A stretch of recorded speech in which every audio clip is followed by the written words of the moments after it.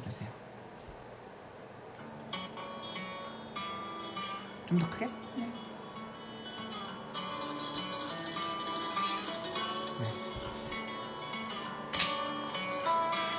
모든 말들이 이제 기록으로 저장돼서 굉장히 언행이 말 조심해야 돼요.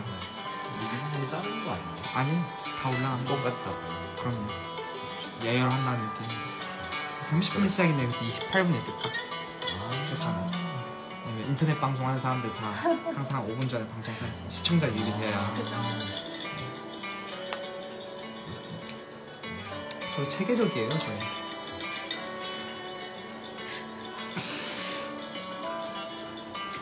MBTI 뭐죠? 저요? 네. 잘 신경 안 쓰는 ENFJ. ENFJ. 네. 좋다. 제일 좋은 거잖아요. 모르시죠? 뭔지. 아니, 알아요, 다.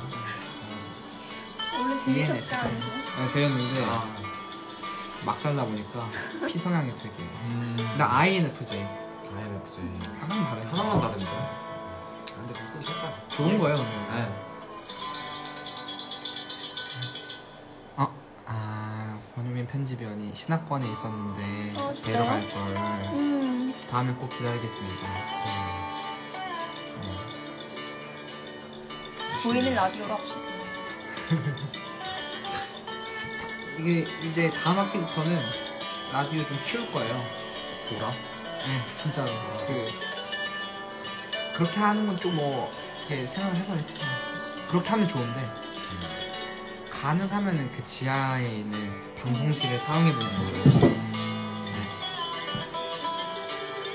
스모니. 승원이.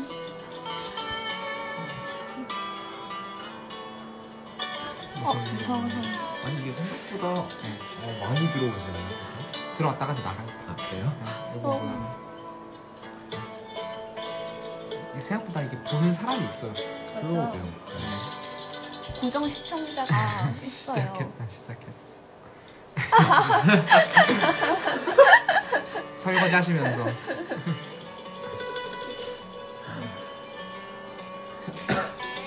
이성형 항상 들어오시고. 맞아.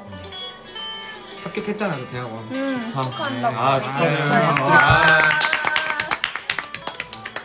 축하드립니다. 탄탄대로입니다. 하나님의 일꾼.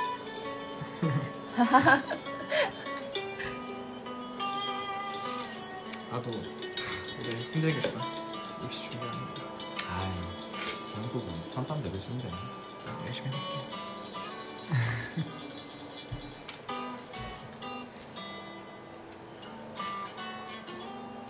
뭐 따로 써서 준비해온 건 없어? 다 머리 안에? 아, 이거 있죠. 여기 있어요. 아, 뭐 진짜 백지 상태이신 줄 알고.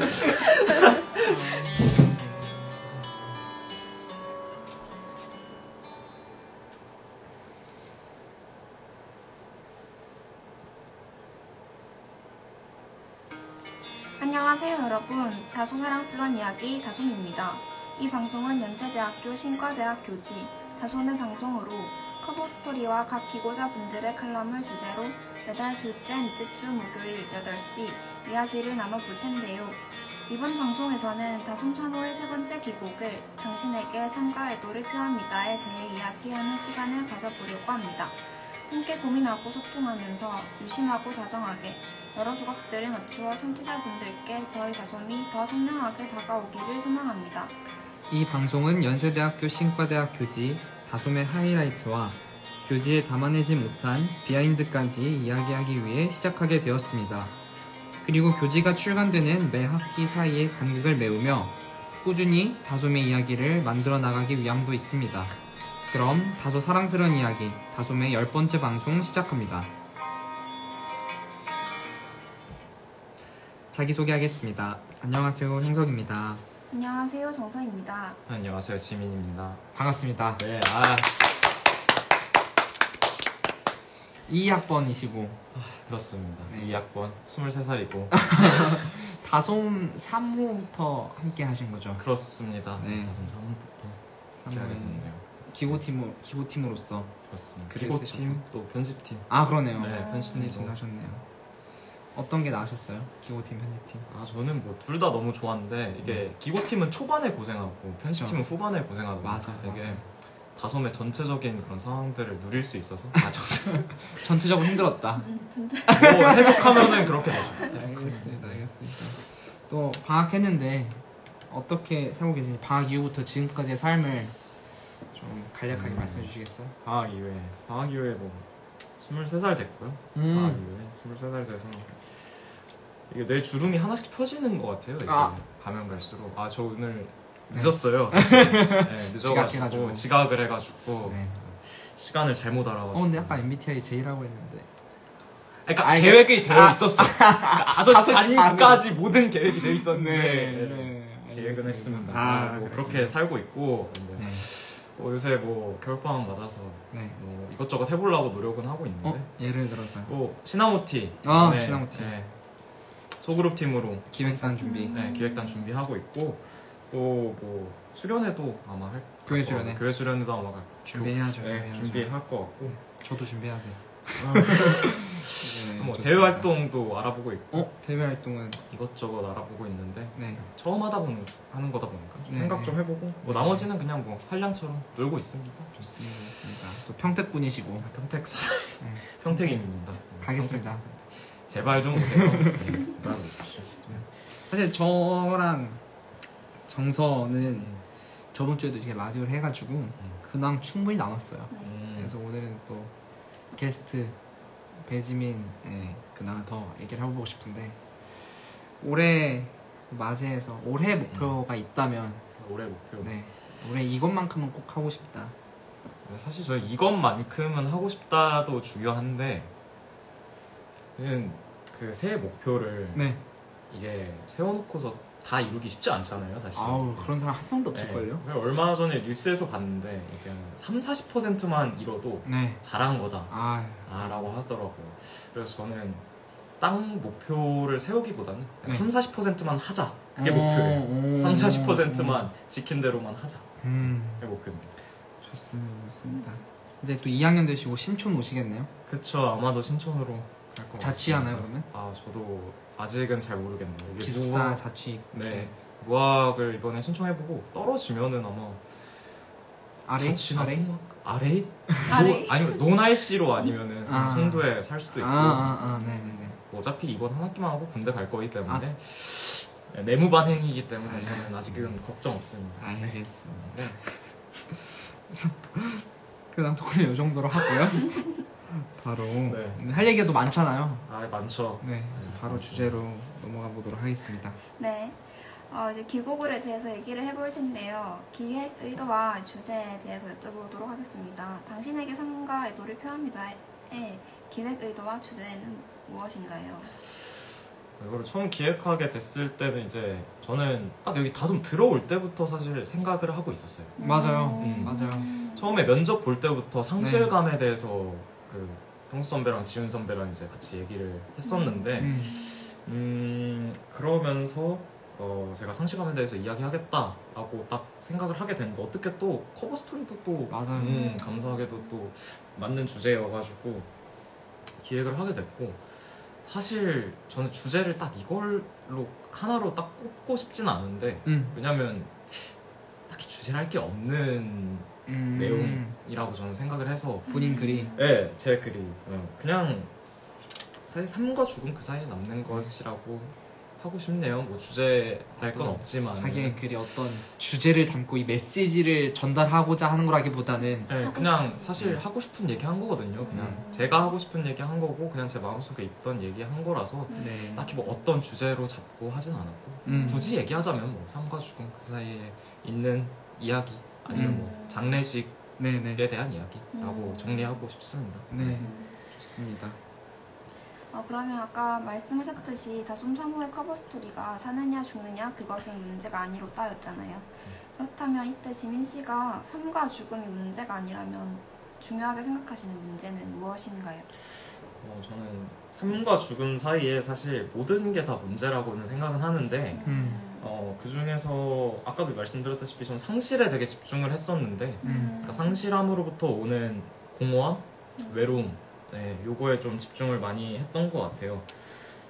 사실 개인적으로도 많이 뭐 공허하다고 느낀 적도 많고 네. 또 제가 좀 뭐 아시는 분들은 아시겠지만 좀 많이 옮겨 다니면서 어떤 이별이란 거에 대해서 되게 많이 생각을 했던 것 같아요. 삶의 역사가 그러다 보니까. 삶의 역사가 그렇다 보니까 이별이라는 거에 대해서 되게 많이 생각을 했던 것 같은데 저는 그냥 이 글을 통해서 제 공허함과 외로움에 대한 그런 이야기들을 적고 싶었고 또 어떻게 보면은 그냥 쓰면서 저 스스로 회복되는 것도 있고 맞아요. 근데 그 주제가 그런 공허함과 외로움, 그냥 본인이 느꼈던 그런 것들이 사실 좀 무거운 주제잖아요. 근데 글을 읽을 때 무거움이라기보다는 되게 수려하다는 느낌이 좀 많이 받았어요. 뭐 칭찬이면 칭찬인데 글의 표현도 그렇고 이게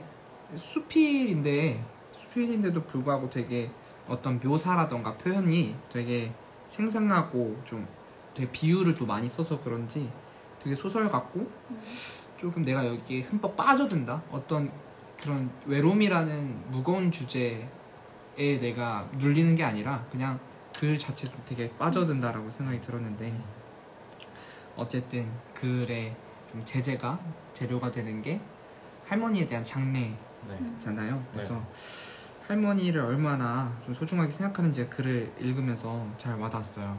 근데 글의 형식이 좀 더 독특하기도 했고 되게 일기처럼 그런 글의 형식, 서술 방식을 좀 택하신 이유가 있는지. 사실 처음에 기획할 때는 기획서에도 써있는데 이거는 첫 기획서에 써있는데 저는 소설로 생각하고 썼어요. 아 그래요? 네, 사실 소설이에요. 소설이군요. 네, 그러니까 제가 안 겪었 절대 제가 안 겪었다는 게 아니라 팩션. 네, 저는 팩션. 팩트를 기반한 오토픽션. 네. 사실 팩트예요 다 팩트인데 그쵸. 다 팩트예요. 다 팩트인데 이 날짜들은 뻥입니다. 이 날짜들은 다 뻥이에요. 그냥 제가 끼워 맞춘 거고 사실 처음에 소설을 쓰고 싶었어요. 수필이 아니라 그러니까 제 이야기지만은 어떤 가상의 인물을 만들어내서 그 인물이 겪는 장례식을 표현하는 소설을 쓰고 싶었는데 쓰다 보니까 한도 끝도 없이 그냥 너무 방대해지기도 하고 그래서 기획서도 써놨지만 그냥 조금만 쓰고 밑에는 신학적인 어떤 해석을 달겠다 이렇게 썼는데 사실 그때 1학년이었거든요. 신학적 해석이고 뭐고 아주 미천한 신학적 지식으로는 담아낼 수 있는 게 많이 없어가지고 마침 또 그 다솜 회식할 때 우리 지훈 기본 팀장님께서 이런 글을 써볼 거면 한번 일기장 형식으로 해보는 게 어떻겠냐 제의를 해주셔가지고 그거를 마음에 담아두고 있다가 쓸 때 그러면 그냥 수필이나 뭐 일기장 형식으로 한번 써보자 해서 각 글마다 각 글의 뭐라고 해야 될까요? 주제문을 다 그냥 일기장처럼 날짜로 담아내게 됐습니다. 네. 되게 새로웠어요. 제목도 아니고 소제목도 아니고 그냥 날짜. 감사합니다. 되게 좋았습니다. 그래서 그 날짜가 구성이 화, 수, 목, 금, 토, 일 이렇게 6일간의 이야기로 이제 진행이 되잖아요. 네네. 근데 이제 모두는 아니긴 하지만 각각의 그 날짜에 있었던 이야기와 그 이야기 그 테마와 어떤 날짜 그 날짜가 상징하는 바가 뭔가 좀 유기적으로 연결이 되는 것 같다라는 느낌도 좀 들었어요. 예를 들어서 수요일 물숫자 수요일에는 또 어떤 눈물의 상징적인 이미지 혹은 또 뭐 목요일 제가 느낀 거는 입관하는데 나무와 같은 그런 이미지 혹은 화요일인데 어떤 불같이 뭔가 좀 이제 터지기 시작할 때 그런 같은 그런 것들이 좀 있어가지고 그걸 좀 의도하시고 보통 우리 월요일부터 생각하는데 또 화요일부터 이렇게 또 되어 있잖아요. 좀 그렇게 유기적으로 연결하신 게 맞는지. 너무 제 생각을 다 간파하셔가지고 이야. 저는 덧붙일 말이 더 이상 없을 것 같아요. 목요일까지 맞았어요? 목요일 입관 맞았어요? 거의 한 90% 맞았어요. 네. 90% 맞았는데 그러니까 이게 애초에 저희 할머니가 2014년에 돌아가셨는데 사실 이게 첫 문장하고 연결이 돼요. 첫 문장에 참으로 멍청하게 짝이 없는 죽음이 따로 없다고 생각했다. 만우절에 아주 꼭 들어가는 죽음이었다. 4월 1일이 만우절이잖아요. 네. 그래서 이제 2014년에 4월 1일을 찾아보니까 화요일이에요. 마치. 이야. 네. 그래서 화요일부터 적어냈는데 네. 이거를 쓰다 보니까 요일별로 테마를 담아내면 좋겠다 해가지고 화요일에는 아까 말씀드렸다시피 감정이 네. 분출되는 거, 수요일 뭐 눈물. 물 숫자. 네. 목요일은 네, 입관 그것도 있긴 한데 사람의 시신을 이렇게 몸으로 만져보면 진짜 무슨 뭐 딱딱하고 나무 같아가지고 목 해놨고, 금요일을 사실 끼워 맞추기가 굉장히 어려워요. 어렵죠. 굉장히 어려운데 네, 그냥 넘어갈까요? 네, 넘어가시죠. 금요일 금과 같아. 금과 같이 전문같이 나온다. 좋습니다. 토요일과 같이 단련되고 있는 거죠. 그렇죠. 네. 단련되고 있다. 네. 네. 토요일은 이제 아시다시피 이제 무덤 흙으로 돌아간다. 일요일은 뭐 7일 제7일 일주일의 마지막 7번 완전하게 된다. 네. 뭐 이런 의미에서 그냥 조악하지만 끼워 맞췄습니다. 네. 자, 네, 문무성 편집위원이 네. 미쳐버린 문학적 장치라고 문학의 이스터에그라고 이런 걸 의도하는 것도 그렇고 그 의도를 알아내는 것도 그렇고 그쵸. 되게 탁월한 사람들이 하는 거예요. 그쵸. 네. 지민 유니버스죠. 유니버스.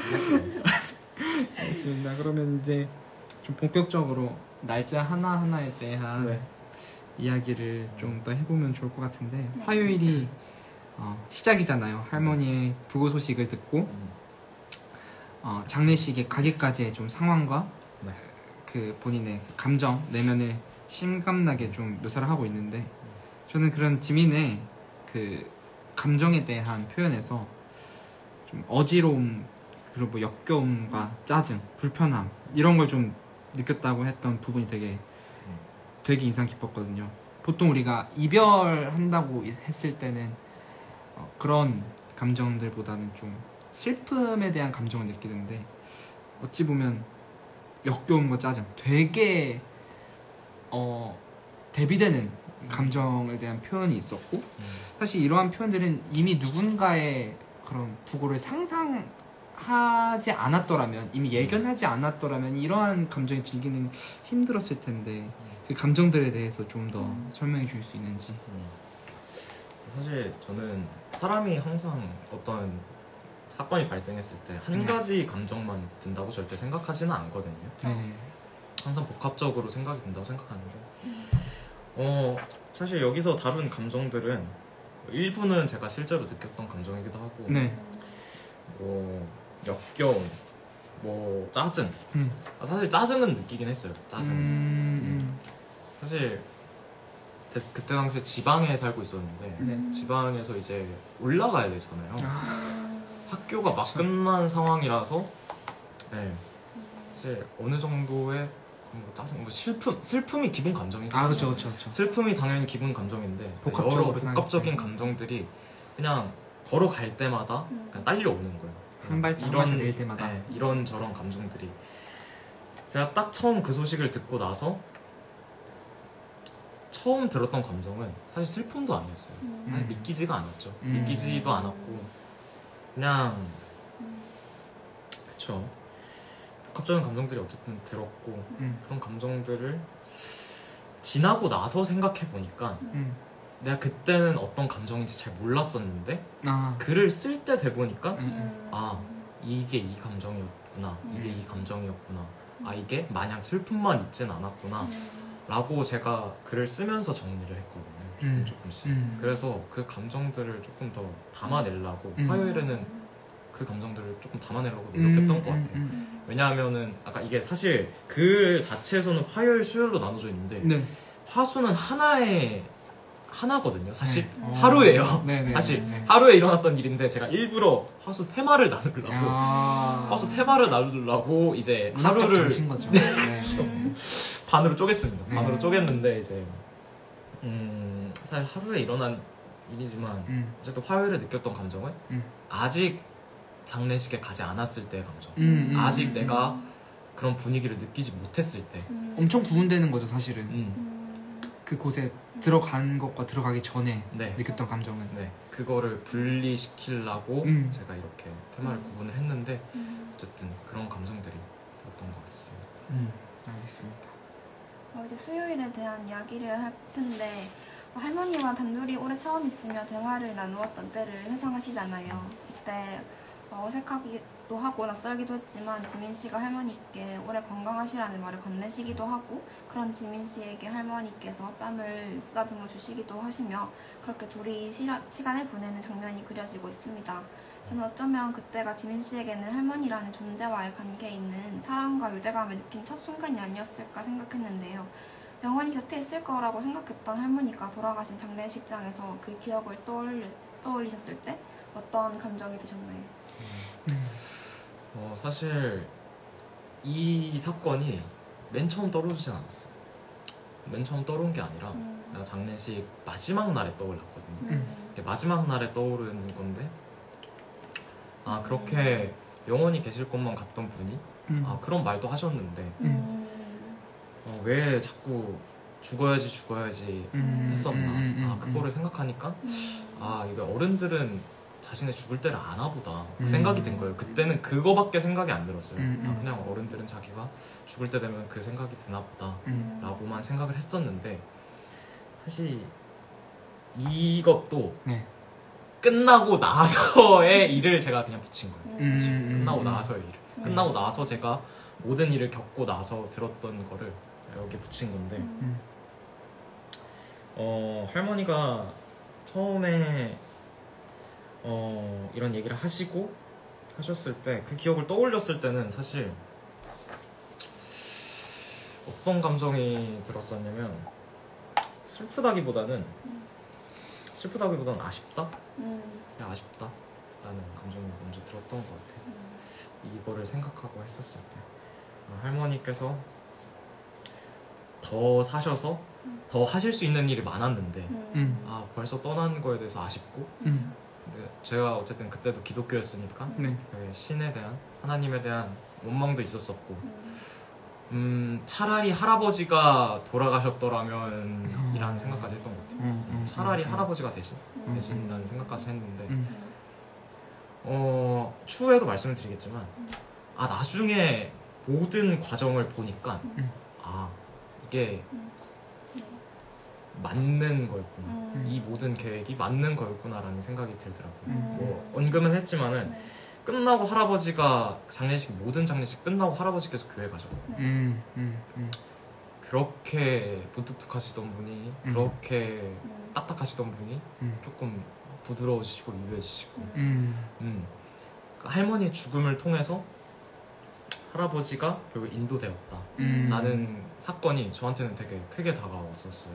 그래서 처음에는 원망이었지만은 다 돌아보고 나니까 이제야 알겠다, 이제야 깨닫겠다 이런 생각이 많이 들었던 것 같아요. 정말 그 글들을 보면은 할머니와의 있었던 그런 기억들을 회상했을 때 되게 심상이 많이 떠오르는데 저는 사실 할머니는 많이 안 친하거든요. 근데 나도 그런 이미지를 그려보면 나도 뭔가 되게 따뜻한 감정을 그냥 글을 읽으면서 되게 느꼈어요. 그만큼 지민이 할머니에 대한 어떤 감정이 남달랐던 것을 알 수 있었고 또 마지막 인사를 건넸잖아요. 수요일에 목요일에 죄송합니다. 네, 입관을 할 때 네. 할머니 거기서는 사랑 많이 받고 사셔야 해 이런 마지막 인사를 건넜는데 이 마지막 인사의 이 말 내용을 보면은 이 사람이 어떻게 살았는지를 알 것 같더라고요. 사랑 많이 받고 사셔야 돼라는 말은 이 세상에선 사랑을 주었던 사람, 사랑만 줬던 사람. 어찌 보면 사랑도 받으셨겠지만 받았던 사랑보다 훨씬 많이 사랑을 줬던 사람, 그런 사람으로 좀 느껴지더라고요.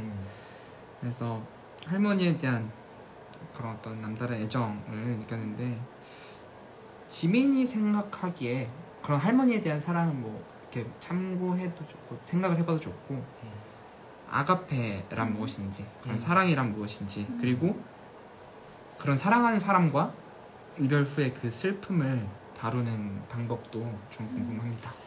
사실 아가페라는 거는 이제 단어 그대로 뜻풀이하면은 신의 사랑이잖아요. 네. 신적 사랑이잖아요. 제가 사실 다음 글에서도 조금 다뤘어요. 이번 4호에서도 조금 이 아가페 사랑에 대해서 조금 다뤘는데 네.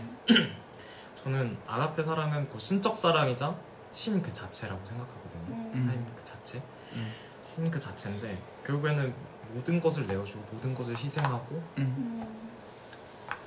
모든 것을 보듬어주고 오래 참고 그런 사랑을 저는 아가페적 사랑이라고 생각을 하거든요.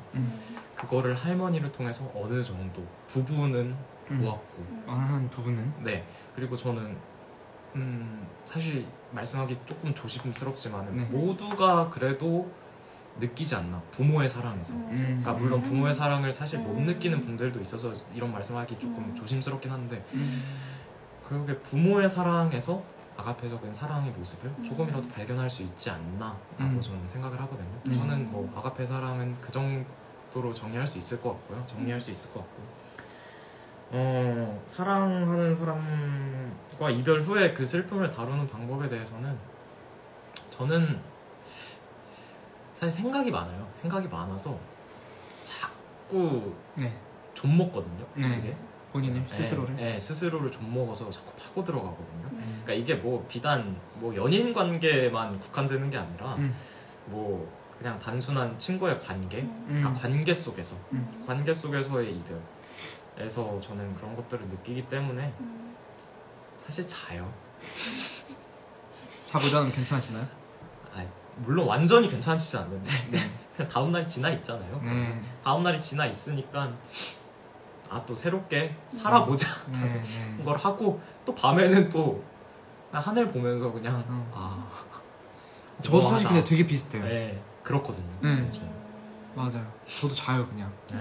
조금 괜찮아지기도 하고 말하신 대로 하루가 지났다라는데 사실 시간은 매우 인위적인 거고 하루를 정해놓는 건 사람이 정해놓는 건데도 하루가 지났다라는 어떤 그런 느낌이 날짜가 지나고 일주일이 지나고 했던 게 시간이 지났구나라는 걸 스스로도 생각을 할 수 있게 되는 것 같기도 하고 저는 맞아요, 좀 맞아요. 괜찮아지는 것 같더라고요. 맞아요. 저도 그렇게 해서 그러니까 한 번 그렇게 해서 시간이 지나면은 담담해지잖아요.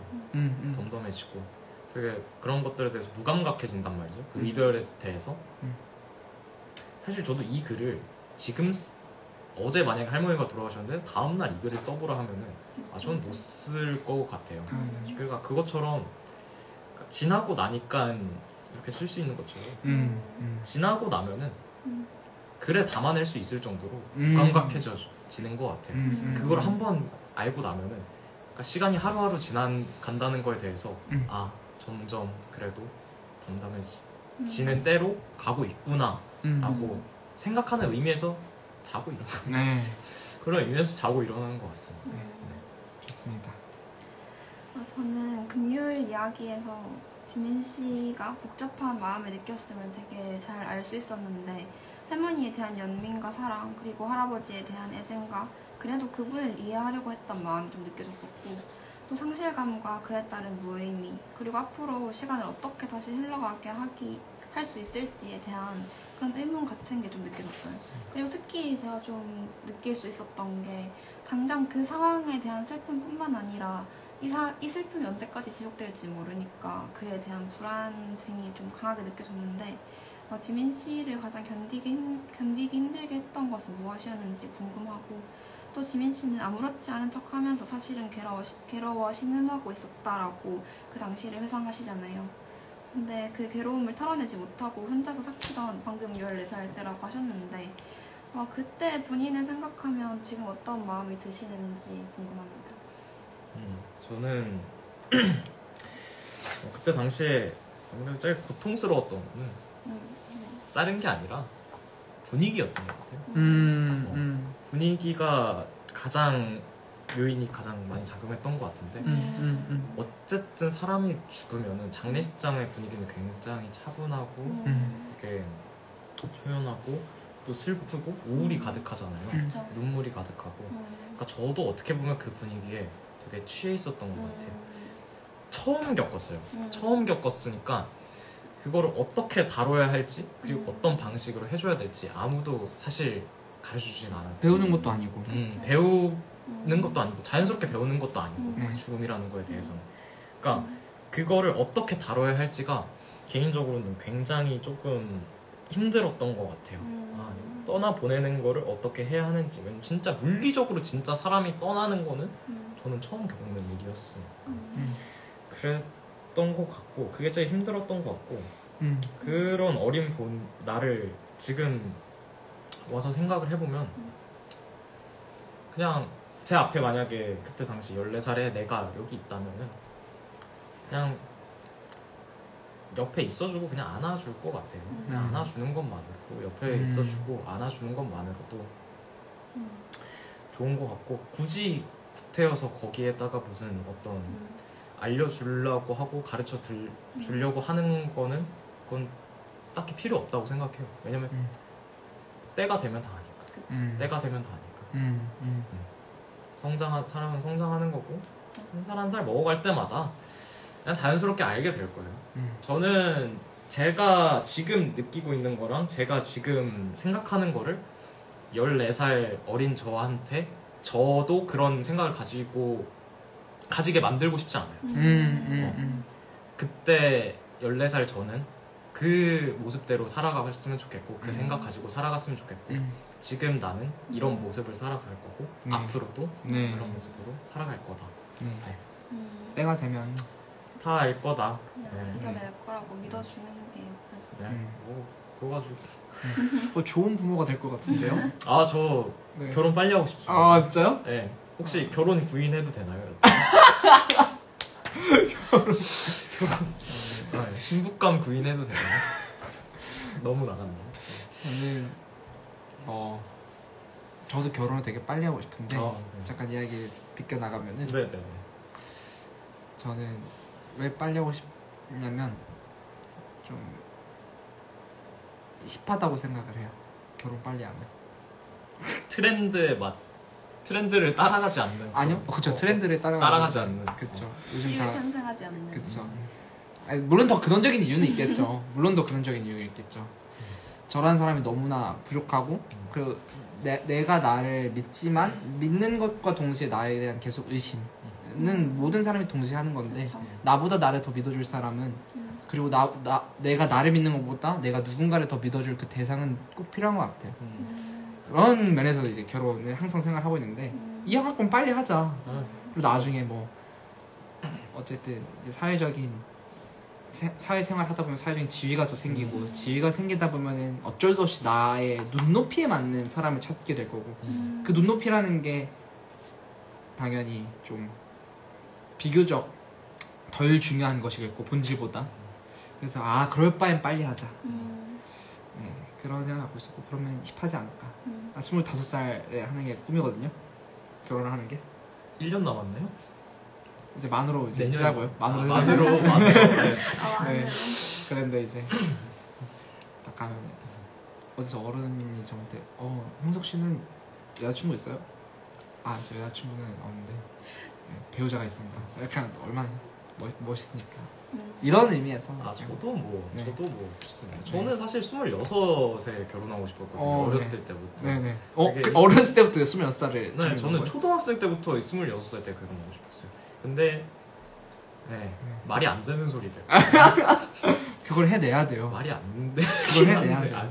그렇죠. 아직 3년 남았으니까. 그럼요. 가능성 있다고 생각합니다. 군대 갔다 오면 1년 반 나오는. 그렇죠. 이해해 주실 분이 계시겠죠? 그럼요. 좋습니다. 네, 다시 좀 얘기로 돌아와서 너무 또 이렇게 기쁜 얘기만 하다가 한 번 정도의 리프레시가 필요하니까 저는 너무 좋아요. 네, 잠깐 나갔다 다시 들어오겠습니다. 토요일 얘기를 해보면 좋을 것 같아요. 이제 장례가 다 마무리가 된 시점에서 본인이 느꼈던 감정 다시 한번 정리를 하면서 이제 이야기를 전개를 해 나가는데 네. 저는 이 문장이 되게 좋았어요. 삶은 죽음으로 인도되는 것이지만 동시에 죽음으로부터의 해방이다. 어떤 삶은 생명에게 숨을 불어넣으며 그것을 살게 하기 때문이다. 비로소 쳐다본 그곳에는 더 이상 아픔도 슬픔도 존재하지 않았다. 이 문장을 읽고 어쩌면 이렇게 다 달라 보이는 우리일지라도 사실은 결국 같은 사람이고 또 같은 걸 느낀다는 좀 생각을 했어요. 또 신학을 공부하면서도 사실 이런 거는 우리가 뭐 이론적인 것뿐만 아니라 되게 가슴속으로도 뭔가 되게 느껴지잖아요. 이 종교적인 대상의 죽음이 누군가를 더 살게 하고 그런 것들. 그래서 비록 끝이 정해져 있지만 어떤 사랑의 기억은 영원하게 좀 남은 자들을 살아가게 한다는 것을 좀 느꼈고 이런 걸 바탕으로 좀 지민이가 지금 살아가는 세상은 할머니를 비롯해서 지민이가 사랑했고 그리고 지민이를 사랑했던 사람들이 있기 전에 비해는 좀 어떤지 지금 살아가고 있는 세상은 좀 어떤지 그리고 그 사랑했던 기억들이 지민이를 조금이나마 죽음으로부터 해방시켜 좀 영원한 곳으로 나아가게 했다고 좀 생각을 하는지 궁금합니다. 솔직하게 말해서 저는 아직 죽음이 많이 두려워요. 네, 죽기 싫습니다. 아직은. 네. 아직은 죽는다는 게 어떤 건지도 정확하게 모르고 죽기도 싫고 한데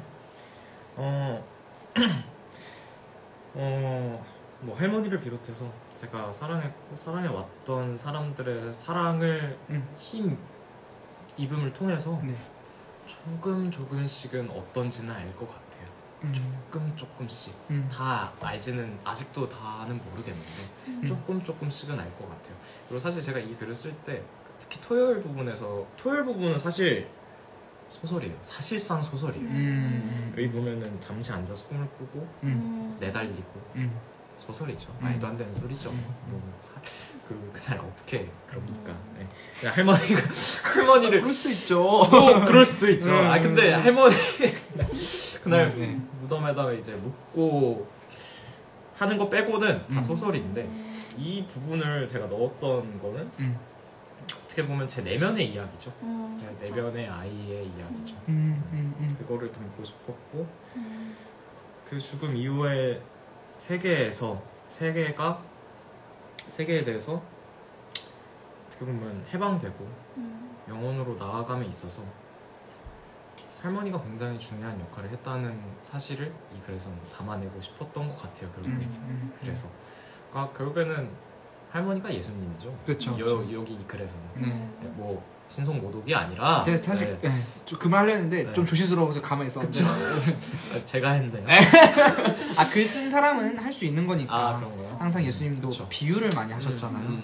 문학적인 장치에서 할머니는 예수다 이렇게 은유. 네. 은유. A는 B다. 네, 비유를 A는 하는 B다. 거죠. 뭐 진짜 할머니가 나한테 예수고 이게 아니라 그쵸. 숭배의 대상이 아니라 그러니까 할머니의 사랑이 어쨌든 본인의 죽음에서 아직까지는 아니더라도 그걸 해방시키는 그런 힘이 되고 있고 그걸 힘입어 살아가고 있다고. 힘입어 살아가고 있고 아직도 그 사랑으로 살아내는 것 같아요. 그리고 제 신앙도 어떻게 보면 거기서부터 시작했던 것 같아요. 거기서부터 그때 이후의 사건으로부터. 알겠습니다. 우리는 어쨌든 이 글이 상실감에 대해서 이야기를 하기 위해 쓰셨다고 하셨고 우리는 상실을 겪을 때 특히 지민 씨가 글에 쓴 할머니와의 기억 없는 이 이별의 상실이 가슴을 한 스쿱 콩가처럼 느껴지게 하기도 했어요. 하지만 그때 비로소 그 상실한 대상이 나의 마음에 씨앗을 심고 기꺼이 스스로 썩었다는 것을 깨닫게 되기도 합니다. 지민 씨는 사람은 자기 세계를 넓혀준 존재를 잊지 못한다고 하셨고 그 확장은 나로 하여금 그 사람을 기억하고 잊지 않게 하여 영원하게 하고 또 그 사람을 닮아가게 한다고 저는 생각을 했어요. 그래서 저는 할머니께서 지민 씨에게 전해줬던 그 사랑을 누군가는 분명히 지민 씨를 통해서 배우고 사랑을 느끼고 그 세계가 넓어지고 변화하면서 그걸 또 다른 사람에게 전해주려고 그런 삶을 살 거라고 생각을 합니다. 그렇다면 지민 씨는 할머니의 죽음이라는 씨앗이 지민 씨의 세계를 어떻게 변화시키고 확장시켰는지 그리고 지금 지민 씨의 삶의 방향은 어디로 향하고 있는지 여쭤보겠습니다. 이거는 뭐 먼저 할머니의 죽음이 어떤 씨앗을 통해서 그러니까 저한테 씨앗을 남겼죠. 씨앗을 남기고 그 죽음으로 인해서 제 세계는 확장되었다고 생각해요. 분명히. 근데 그게 어떤 방식으로 확장이 되었냐고 물어보면은 기독교가 아니신 분들한테는 조금 어려운 이야기일 수도 있지만 네. 영적인 눈이 조금 열린 것 같아요. 그때 이후로 영적인 눈이 조금은 열린 것 같고 그리고 사랑이라는 거에 대해서도 내가 받아왔던 사랑만 중요한 게 아니라 이제 내가 이제 줘야 될 사랑에 대해서 조금 더 생각해 본 거예요. 이 사랑을 내가 받았는데 이제 어떻게 하지? 요 생각이 든 거예요. 그래서 앞으로의 삶의 방향을 물으신다면은 저는 아직은 잘 모르겠어요. 아직은 어떤 삶의 방향으로 내가 흘러가고 있는지도 모르겠고 살짝 버드나무 같다고 여기저기 힘들고 갈 때 같죠 사실 인생이. 근데 한 가지 확실한 거는 어떤 방향으로 가든 내가 사랑을 주는 사람이 되어야 되겠다. 요 근본은 조금 요 본질은 앞으로도 바뀌지 않을 것 같고 뿌리가 깊어지겠네요. 버드나무의 뿌리가. 네. 그쵸? 네. 깊어지고 싶어요. 네, 깊어지고 싶습니다. 네. 이게 좀 가끔씩 흔들려도 뿌리만 깊어진다면야. 네. 깊어질 거라 생각해요. 뿌리가 더 깊어지고 싶고 그냥 그래요. 네. 그냥 나중에 그런 말 있잖아요. 그냥 나무가 되는데 뭐 어떤 거창한 막 크고 거대한 소나무가 아니라 그냥 사람들이 잠깐 와서 기대고 아낌없이 주는 나무? 네, 아낌없이 주는 나무. 네, 사과도 네, 주고. 네, 뭐 할머니들 할아버지들 와서 그냥 등 대고 네, 네, 운동하는 그런 나무. 네. 이거? 네. 그런 나무라도 되자. 좋습니다. 이제 지민 씨의 글을 여러 번 읽으면서 저도 이렇게 마음이 아픈데 지민 씨는 오죽했을까 싶었어요. 사실 할머니를 떠올리고 그분이 돌아가신 이후 지민 씨께서 느끼신 걸 쓰는 게 힘들고 아팠을 수도 있겠다는 생각이 들었는데 결국은 애도를 위해선 우리는 말을 하고 써야 한다고 하잖아요. 글쓰기는 자기 최고의 자기 치유라고 하기도 하고 한편으로는 이 기고와 라디오를 통해 지민 씨가 스스로를 되돌아보고 할머니의 사랑을 다시 확인할 수 있었을 것 같은데 글쓰기와 말하기 전과 후 혹은 그 과정에서 생긴 변화나 느낀 것이 있으실까요? 사실 마음이 아프진 않아요 이제. 이제 마음이 아프진 않아요. 솔직히 말씀드리면. 근데 이거는 모든 이별이 다 그렇고 모든 관계가 다 그런 것 같아요. 그러니까 저는 신이 인간한테 준 가장 큰 선물은 망각인 것 같아요. 무감각해지는 거. 시간이 지나면은 잊혀지는 거. 그게 처음에는 되게 와닿지 않았는데 살아가면 살아갈수록 느끼는 것 같아요. 내가 있는 게 있으니까 좋은 것만 남는구나. 기쁜 것만 남는구나. 내 삶에 나중에 돌아봤을 때 추억을 돌아봤을 때 기쁜 것만 남는구나. 그 생각이 좀 든 것 같고 글 쓰기 전에는 저는 사실 그때도 이런 상태였어요. 그때도 슬프진 않은 상태였어요. 다 너무 오래전의 일이고 8년 전의 일이기도 하고 저는 이 글을 씀에 있어서 가장 크게 얻은 거는 글을 완성했다는 거에 있는 것 같아요. 사실 처음에 저도 글 쓰는 거를 어렸을 때 좋아하긴 했어요. 어렸을 때 되게 좋아하기도 했고 짧은 줄글로 막 남기고 메모 남기고 하는 거 되게 좋아했었거든요. 꿈꾸면은 이거 히트 이거 나중에 영화화 하면은 이거 히트하겠다. 이거다. 바로 적고 시나리오 이거다 하고 시나리오 쫙 적고 근데 정작 완성된 글은 없었던 거죠. 그래서 저는 다솜에 들어와서 기고팀에 들어와서 가장 크게 마음먹었던 게 하나를 내가 온전하게 하나 완성해보자 라는 거에 의미를 뒀고 감사하게도 여러 분들의 네. 도움이 있었기 때문에 완성을 했어요. 그래서 저는 너무 감사해요.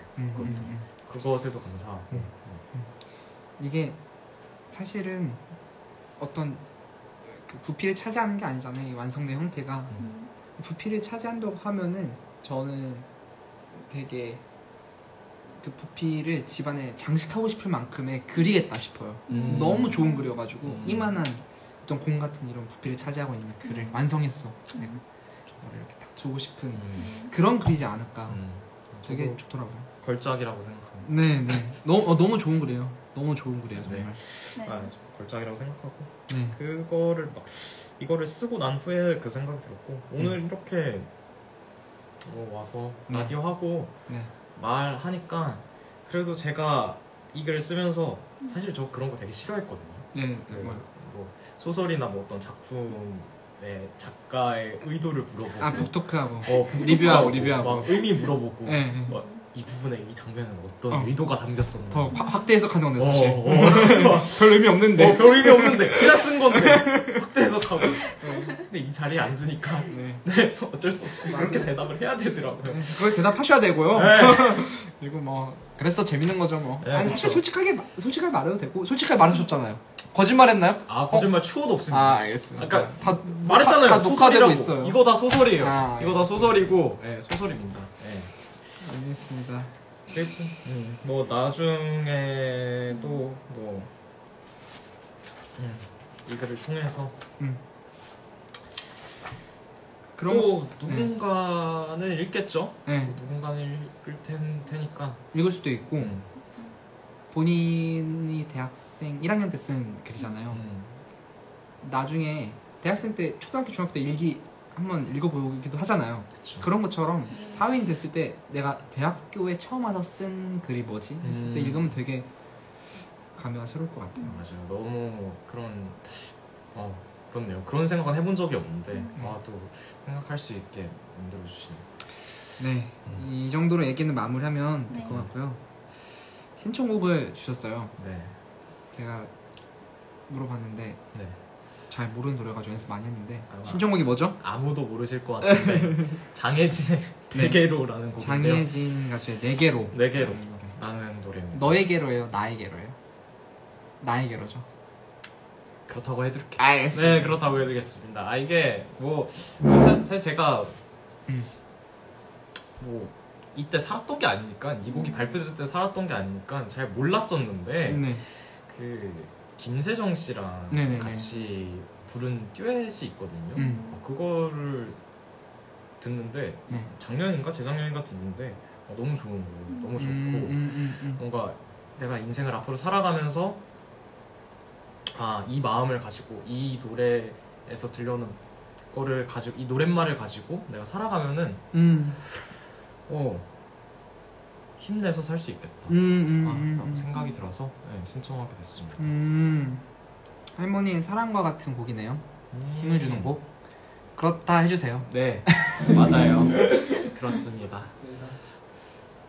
제가 비루한 실력이지만 제가 좋아하는 이제 지민이의 그 신청곡을 위해서 조금밖에 연습 못했어요. 저는 연습해 주셨다는 것만으로도 감사합니다. 근데 저도 이 노래 이렇게 하고 부르는데 너무 좋더라고요, 노래가.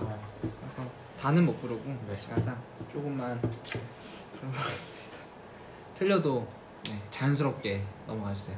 뭐 저는 넘어가는데 여기 채팅창에 계신 분들이 넘어갈지는 잘 모르겠어요. 알겠습니다. 그럼 최대한 집중해서 보도록 하겠습니다.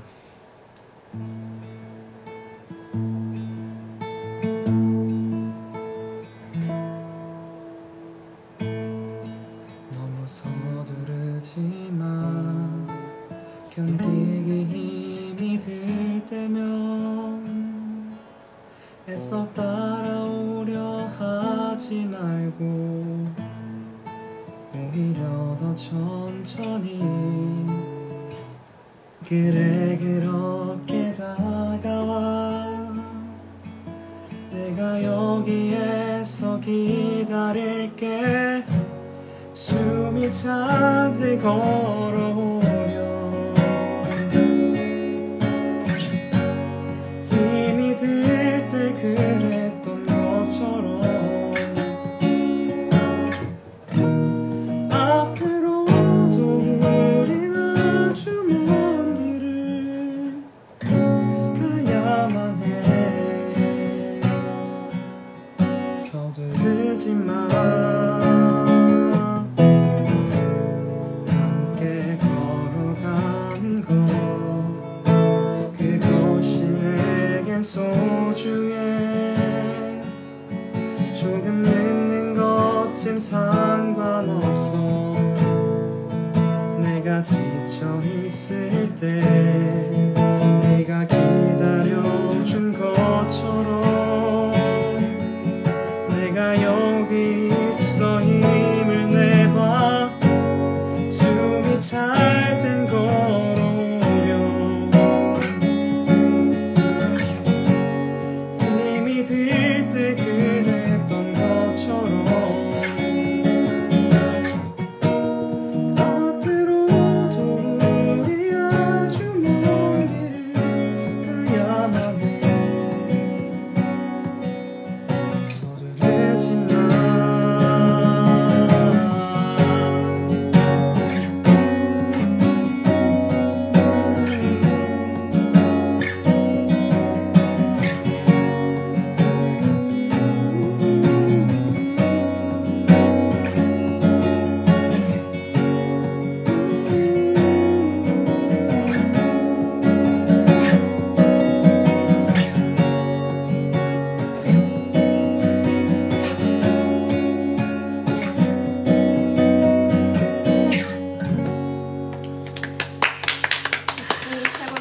역시 역대급으로 많이 틀린 것 같아요. 그렇습니다. 이게 조금 코드가 어려운 곡이어서 제가 신청곡을 너무 어려운 걸로 아, 해가지고 너무 오히려 죄송스럽네요. 제가 더 연습을 해왔었는데 아무래도 계절학기 중이다 보니까 심금을 울렸습니다. 이해해 주시길 바랍니다. 그 틀린 건 마저도 이 음악의 일부라고 생각을 해주셔서 당연하죠. 네. 그만큼 내가 이 노래에 대해서 진지하고 긴장하고 있다. 네. 그렇게 말해주시면 좋을 것 같습니다. 너무 잘 들었어요. 근데 저는 앞으로도 이 노래 좀 종종 들을 것 같아요. 정말 좋더라고요.